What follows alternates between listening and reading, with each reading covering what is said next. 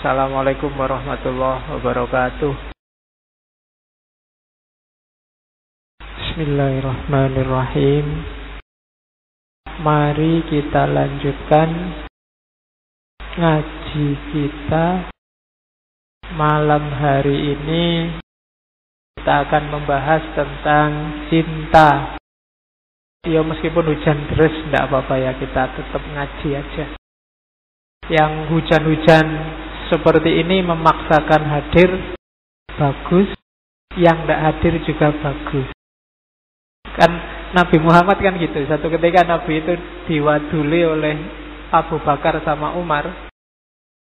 Abu Bakar ini kalau sholat lail setelah sholat isya, sebelum tidur. Kalau Umar, ya pokoknya tidur nanti bangun di sepertiga malam. Waktu lapor ke Nabi, katanya Nabi dua-duanya benar, dua-duanya baik. Abu Bakar orang yang hati-hati karena dia takut mungkin nggak bisa bangun di sepertiga malam yang terakhir. Sementara Umar, katanya Nabi, Umar orang yang kuat. Jadi Umar engkau orang yang kuat, dan Abu Bakar engkau yang orang yang hati-hati. Dua-duanya benar. Maka yang berangkat ngaji hujan-hujan itu orang yang kuat. Jadi bagus. Yang tidak berangkat itu orang yang hati-hati. Dua-duanya benar, nggak ada yang salah. Hari ini kita sering gegeran karena yang hati-hati menganggap yang kuat itu nekat, yang kuat menganggap yang hati-hati ini lemah. Janjane dua-duanya sama-sama baiknya. Oke, maka yang tidak hadir ya jangan digerenengi. Mereka orang-orang yang baik, mereka hati-hati. Yang hadir bagus juga, mereka orang-orang yang kuat. Inilah ya, kita mulai. Tema kita malam ini Plato. Jadi Plato ini salah satu filosof barat yang pikiran-pikirannya enak kalau disambungkan sama agama. Makanya nanti Plato dilanjutkan oleh orang-orang dari tradisi Helenisme Romawi, namanya Neoplatonisme, tokohnya Plotinus. Cara berpikir gaya Neoplatonis ini nanti diserap oleh tradisi mistik Timur. Kalau dalam Islam misalnya Suhrawardi Al-Maktul dan kawan-kawan dari tradisi Iluminasi. Jadi sanad keilmuannya, idealismenya Plato, Platonisme, terus Neoplatonisme, terus filsafat Iluminasi. Beberapa kali saya bilang bahwa Barat dapat keistimewaan dari Allah, aspek rasionalnya, cara berpikir pakai akalnya luar biasa sampai hari ini. Sementara Timur diistimewakan oleh Allah kemampuan intuitifnya. Dua-duanya istimewa. Maka kalau kita ingin pengetahuan kita utuh, ya harus ada baratnya, ada timurnya. Jangan yang timur yang intuitif menganggap akal itu rendah, dan yang rasional menganggap yang intuitif itu tidak masuk akal sehingga jelek. Malam ini kita ngomong Plato, cuma tidak semuanya. Garis-garis besar pikirannya Plato kan sudah kita bahas beberapa kali. Malam ini kita ganti tema, yaitu tentang cinta. Ya saya tidak tahu yang di kepalamu apa kalau saya ngomong cinta. Biasanya yang muncul kan gambarnya orang pacaran. Ya, kamu ngumumkan pun mesti arahnya ke situ. Hubungannya mesti antara yang jomblo dan nggak jomblo. Nggak, arahnya nanti nggak ke situ. Jadi cinta itu bahasa Indonesia dari bahasa Sanskerta sebenarnya. Kata-kata cinta itu, mungkin kalian tiap hari ngomong cinta nggak pernah ngelacak ya, kata-kata cinta itu dari mana. Kata-kata cinta itu dari bahasa Sanskerta Artinya malah tidak ada hubungannya seperti yang kamu bayangkan. Artinya itu pertimbangan, pemikiran. Jadi dari Sangsekerta nanti ada istilah kalau dalam bahasa Sangsekerta itu cinta para. Cinta para itu orang yang hanyut dalam pikiran. Orang yang terpesona oleh pikiran itu cinta para. Dan itu yang hari ini kita pakai. Kata-kata di Indonesia, cinta. Meskipun nanti katanya sastrawan Remi Silado itu bukan bahasa Sangsekerta, tapi bahasa Spanyol. Kesini dibawa oleh orang-orang Portugis. Artinya tali. Makanya kan hari ini kan kita ada istilah putus cinta. Nah, itu berarti talinya putus. Zaman dulu kalau orang jatuh cinta terus tunangan, simbol bahwa dia sudah tunangan itu pakai diikat dengan tali yang warnanya merah. Makanya cinta itu bisa putus, bisa nyambung karena hubungannya sama tali.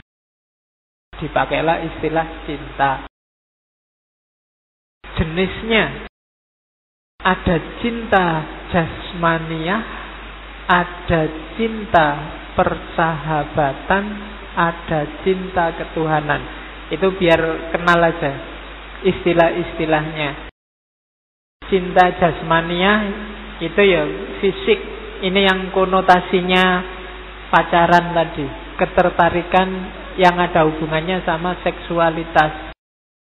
Cinta jasmaniah. Bahasa Yunaninya eros. Bahasa Sangsekertanya kama. Makanya ada kitab filsafat seksnya yang dari India judulnya Kama Sutra. Itu kama namanya. Oke, jadi eros. Kalau Latin ada amor. Makanya ada dewa amor. Dewa amor itu bahasa Latin dari eros. Eros itu dewa cintanya Yunani. Kalau kalian mungkin surfing lihat ada gambarnya. Biasanya simbolnya pakai bayi. Bayi kecil ada sayapnya bawa panah. Itu eros. Padahal nanti dalam mitologinya eros ini tinggi, besar, gagah, ganteng. Karena dia putranya Afrodit. Afrodit ini dewi yang paling cantik. Istrinya Ares. Ares dewa perang. Afrodit ini anaknya Zeus. Berarti Eros itu cucunya Zeus. Nah, itu cinta jasmania. Hati-hati panahnya Eros itu. Kalau kalian sudah kena panahnya Eros, tidak bisa mengelak. Sebelum kamu jatuh cinta bisa kamu tahan, tapi kalau sudah jatuh cinta, itu sudah wallahu a'lam bishawab. Oke, itu cinta jasmania.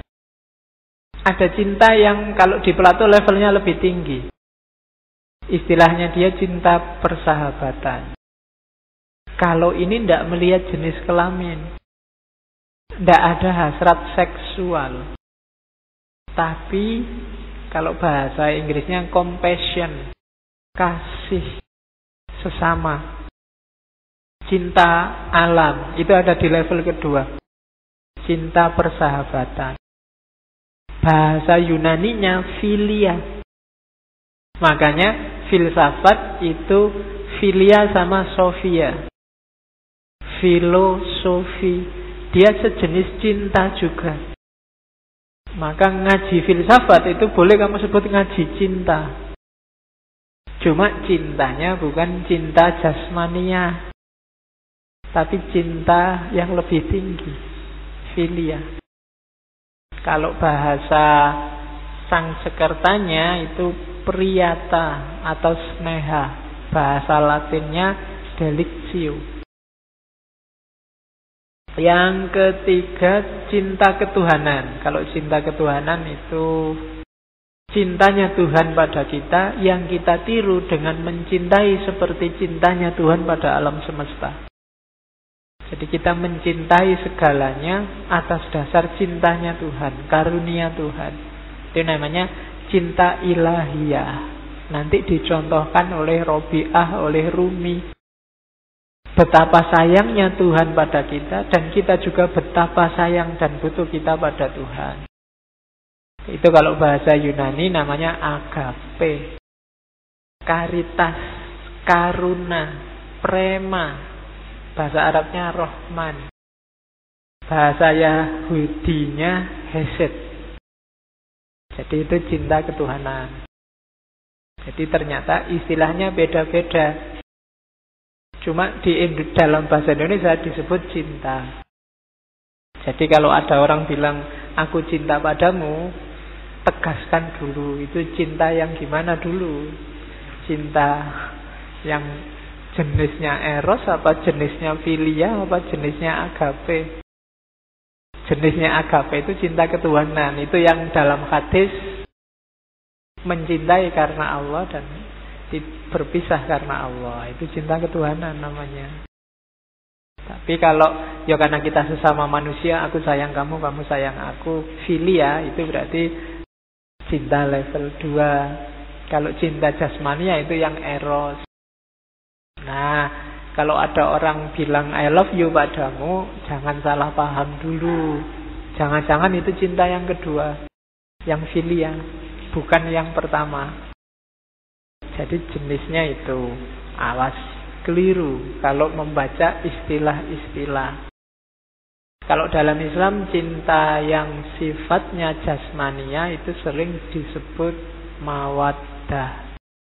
Makanya orang berumah tangga itu biasanya kan mawaddah, syukur-syukur bisa naik level jadi mahabbah. Kalau lebih tinggi dari itu rahmah. Jangan ujuk-ujuk rahmah. Kalau rahmah dulu tanpa mawaddah, tidak ada ketertarikan jasmania, ya susah kamu nanti berumah tangga. Ada level mawaddah dulu, ketertarikan fisik. Setelah itu mahabbah. Setelah itu baru rahmah, cinta ketuhanan. Maka kalau cintanya naik dari mawaddah ke mahabbah terus jadi rahmah, rumah tangganya langgeng. Oke, cinta jasmania, mawaddah naik kelas jadi mahabbah. Kalau mahabbah itu sudah nggak lihat lagi fisik, sudah ada kedalaman. Kalau yang ilahiyah sudah tidak melibatkan yang bercinta lagi, tapi hubungannya sama ketuhanan. Orientasinya ke atas. Dan nanti Plato ngajarin itu.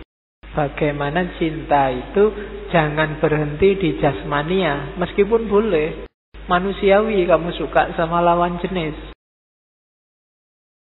Jadi untuk belajar Plato tentang cinta, bukunya 3.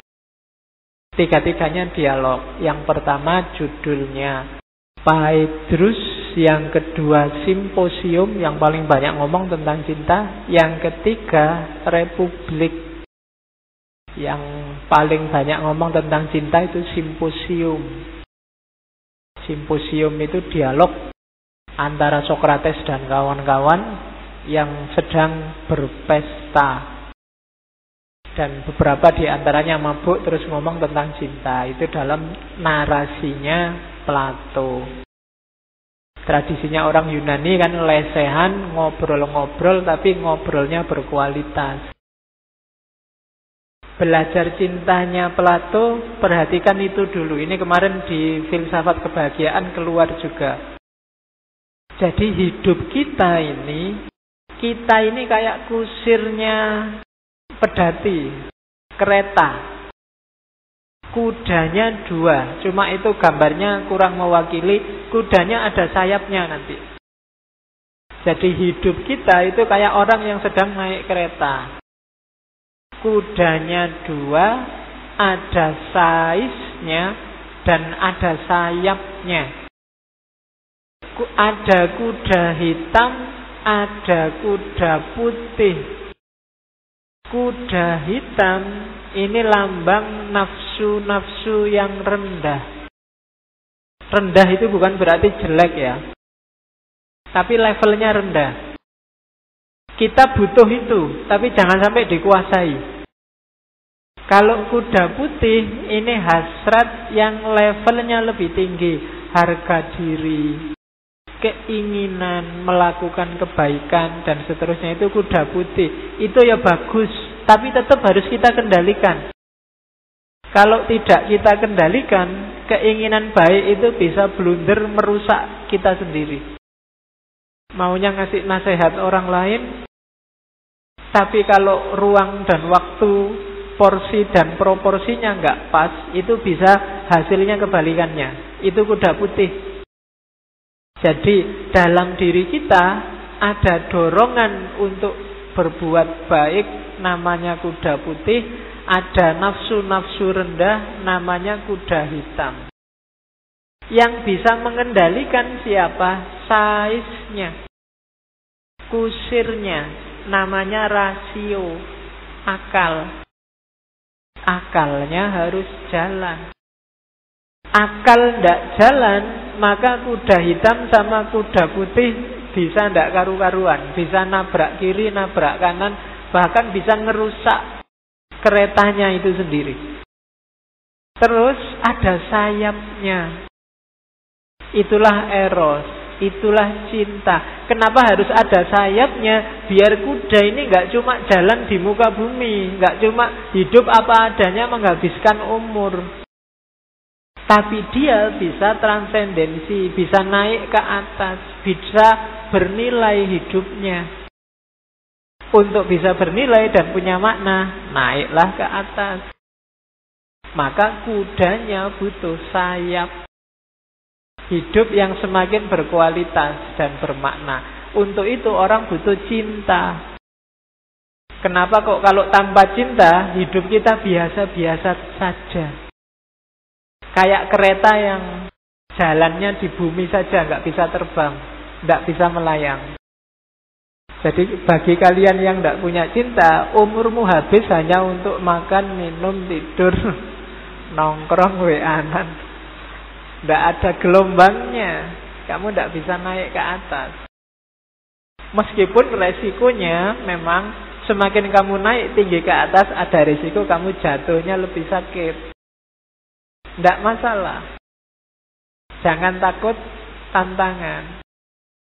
Itu kan kayak ceritanya Gibran. Di salah satu bukunya Gibran cerita perdebatan antara pohon kelapa sama rumput. Jadi satu ketika ada hujan deras kayak gini. Pohon kelapa itu mentiung kiri, mentiung kanan. Lama-lama rubuh dia. Rubuh ketemu rumput, diketawain sama rumput. Makanya jadi tumbuhan gak usah tinggi-tinggi, cukup jadi rumput saja. Tapi jawabannya pohon kelapa apa? Aku tidak menyesal sekarang tumbang. Aku sudah tahu banyak, aku sudah tahu ada apa di atas, bahkan aku tahu yang ada di sekelilingku semuanya. Aku puas hidupku. Sementara engkau hanya rumput biasa, ngertinya cuma sekelilingmu paling jarak berapa meter gitu aja. Kamu tidak ngerti apa-apa, hidupmu sempit. Meskipun umurmu panjang. Karena nggak patah. Umurku sebentar karena aku tinggi, tapi dalam ketinggian itu aku dapat banyak hal. Sekarang mati patah tidak masalah. Nah, itu kamu cari di bukunya Gibran. Jadi itu ya, belajar Plato berarti ini yang pertama-tama harus diingat. Ingatlah, kita ini kayak kereta yang harus dikendalikan oleh akal. Jangan sampai akalnya mati bolak-balik. Saya bilang, kayak katanya Aristoteles itu, manusia adalah binatang yang mikir. Jangan sampai mikirnya ini mati. Karena begitu mikirnya mati, yang tersisa tinggal binatangnya. Dia pengendalinya. Oke, makanya belajarlah filsafat. Nanti di bagian-bagian awal simposium, diskusi muncul, kenapa kok tiba-tiba ngomong cinta? Ya karena awalnya ngomong filsafat. Jadi, katanya Sokrates kan sering bilang bahwa filsafat itu adalah satu bidang keilmuan, bidang pengetahuan yang membuat kita bisa hidup lebih baik. Kenapa? Karena kita bisa berpikir lebih baik. Sokrates kan gitu. Pengetahuan meniscayakan kebaikan. Pengetahuan yang benar, perbuatan pasti juga benar. Tidak mungkin orang ngerti pengetahuan yang benar, perbuatannya salah. Kenapa? Orang kayak gini katanya Plato berarti dia belum benar-benar tahu. Karena kalau orang benar-benar ngerti, kalau dia tahu kebaikan, dia pasti melakukan kebaikan. Jadi katanya Sokrates, makanya untuk hidup dengan baik kita butuh filsafat. Filsafat itu menunjukkan pada kita, ini loh modusnya hidup yang benar dan baik itu. Filsafat itu menunjukkan pada kita nggak perlu takut ini, nggak perlu takut itu. Kita harus melakukan ini, jangan melakukan itu filsafat. Jadi yang sudah ngaji filsafat harusnya hidupnya lebih baik kualitasnya. Kalau belum, yo tanyalah pada Sokrates. Kok bisa belum? Harusnya wawasannya tambah, kualitas hidupnya juga naik. Harusnya itu. Itulah hakikatnya filsafat. Kalau belum nyampe situ, ya mungkin masih sofis, bukan filosofia. Kalau sofis itu pengetahuannya banyak, tapi pengetahuan ini diolah untuk kepentingannya sendiri. Hasrat individualnya. Makanya kaum sofis ini selalu gegeran sama Sokrates. Jadi jangan jadi sofis, jadilah filosofis. Berarti apa? Filsafat itu belajar tentang hidup, belajar tentang manusia. Dan salah satu gejala manusia, gejala hidup yang luar biasa dalam manusia itu cinta. Setiap kali kajian cinta, pasti di situ disebut bahwa cinta adalah puncak fenomena mentalnya manusia. Jadi dia penting. Makanya kalau filsafat itu belajar tentang hidup, dia harus juga belajar tentang cinta. Oke, dari situ nanti lahirlah istilah Platonic love. Platonic love itu cinta jenis kedua tadi. Cinta platonik biasanya dilawankan dengan cinta romantik atau cinta erotik. Cinta yang erotik itu cinta yang jenis pertama. Jadi platonic love itu apa? Cinta yang tanpa hasrat jasmania. Ini universal. Kamu bisa ketemu siapa saja, bisa orang yang paling kamu cintai, meskipun kamu nembak ditolak, tapi tetap kamu cintai dan kamu memberikan kebaikan dan mengambil kebaikan dari cintamu. Itu namanya platonic love. Ya, analoginya ceritanya Eros. Eros ini kan anaknya Afrodit. Satu ketika Eros ini jatuh cinta sama Psyche. Psyche ini ya dewi juga, perempuan yang cantik luar biasa, yang bikin Afrodit iri. Karena Afrodit iri, dia pacarnya anaknya sendiri. Sama Afrodit dikutuk bahwa Psyche ini dikutuk untuk jatuh cinta sama laki-laki lain selain Eros yang jauh lebih jelek dari Eros. Ya karena yang ngutuk Dewi, kutukan itu kejadian. Meskipun Eros dan Psyche ini saling mencintai, tapi akhirnya berpisah. Karena Psyche, katanya Eros sudah jatuh cinta sama laki-laki yang lain. Tapi meskipun mereka jauh, cintanya tetap hidup. Jadi terpisah secara fisik, tapi cintanya tetap hidup. Nah, itu nanti jadi inspirasi Plato untuk menggagas namanya platonic love. Cinta platonik. Jadi di level cinta platonik ini kamu nggak perlu khawatir, kamu boleh jatuh cinta sama siapa saja. Ditolak apa diterima, itu tidak ada urusan dengan itu.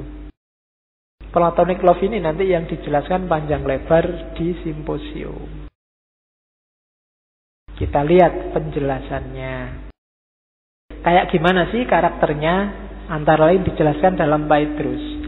Platonic love itu cinta tanpa keterikatan emosional. Itu kalimatnya agak ngeri.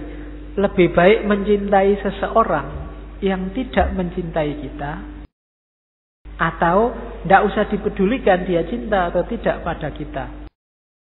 Kenapa? Kalau kita cinta seseorang terus dia juga cinta pada kita, maka akan lahir keterikatan. Keterikatan emosional.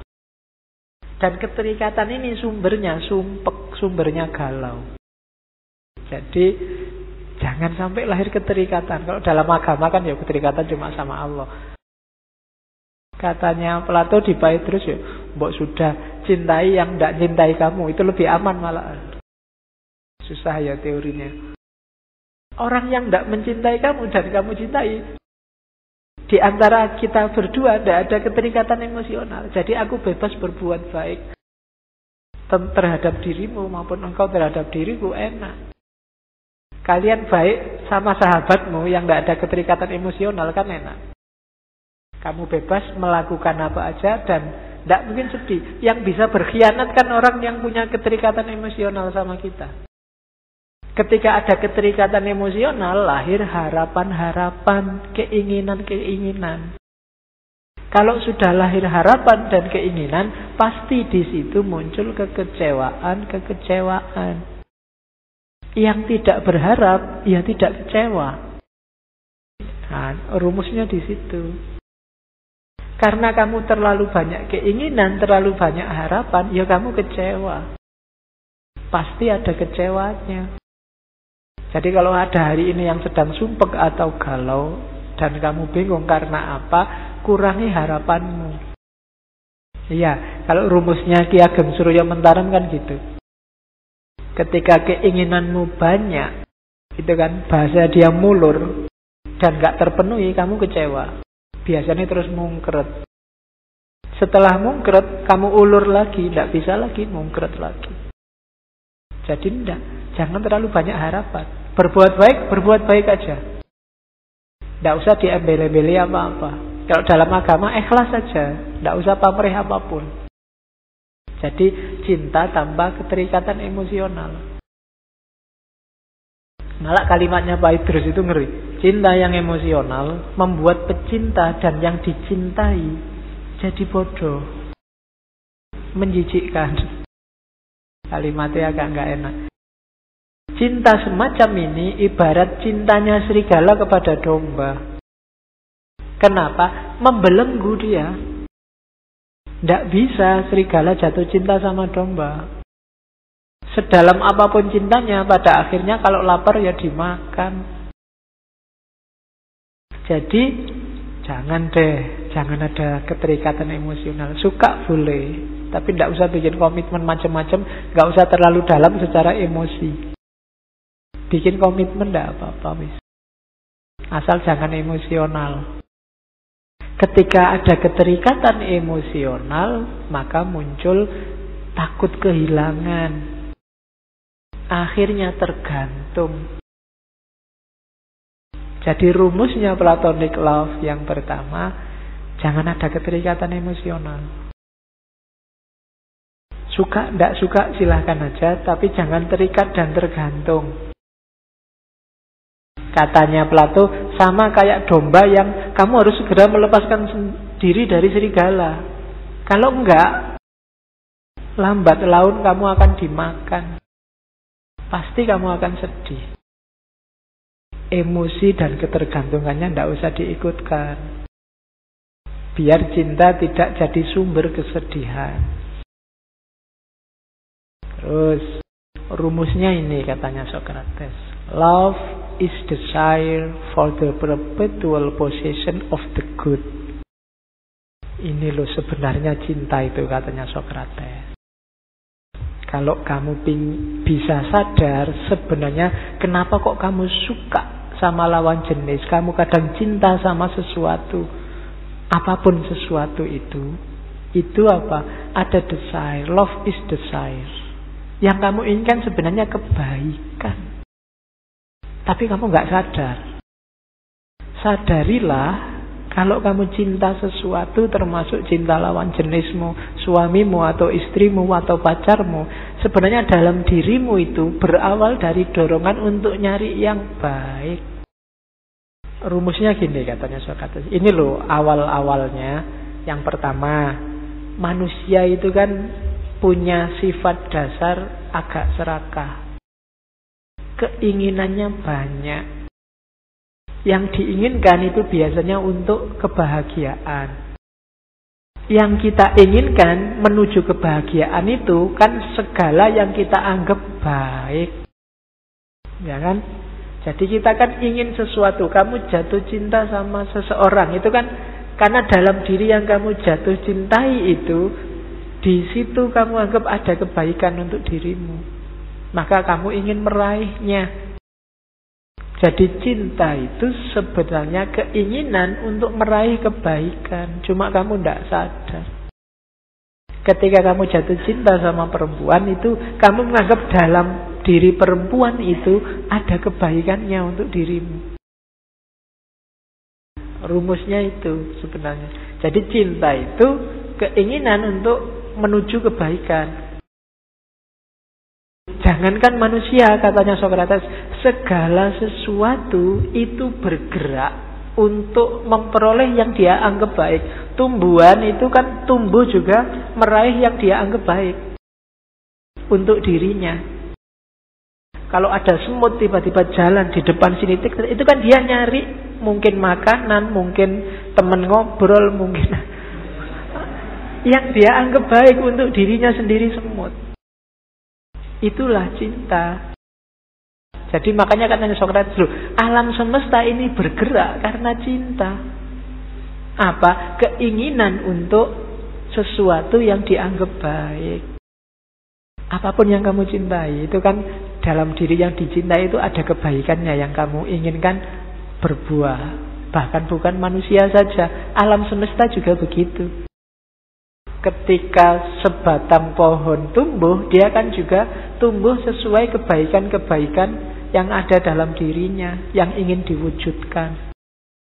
Nah, jadi hakikatnya itu. Karena hakikatnya itu kebaikan, maka banyak orang yang tidak sadar. Dan dia berhenti di kebaikan-kebaikan sementara. Kebaikan sementara ya kayak tadi, cinta perempuan hanya pada jasmaninya saja, cinta sesuatu hanya di level emosinya saja. Ini kebaikan sementara. Kalau orang ini sadar, ilmunya banyak, nanti dia akan sadar bahwa loh, ada yang lebih baik lagi, ada yang lebih baik lagi, ada yang lebih baik lagi, sampai puncaknya Sang Maha Baik, Sang Maha Indah. Nanti dijelaskan oleh Ghazali itu kan dalam Ihya itu. Kalau kamu cinta yang cantik, yang indah, maka siapa lagi yang maha cantik? Kalau kamu cinta pada yang bisa membantumu, bisa memenuhi keinginanmu, kalau kamu sadar siapa sih di dunia ini yang paling mampu memenuhi keinginanmu, kalau bukan dia. Kalau kamu cinta pada dan seterusnya, itu nanti di Ihya-nya Ghazali. Jadi cinta itu keinginan untuk menemukan kebaikan untuk hidupmu. Dan kalau kamu sadar kebaikan itu tidak cuma itu, harus kamu lampaui keterikatan fisik, keterikatan emosional tadi.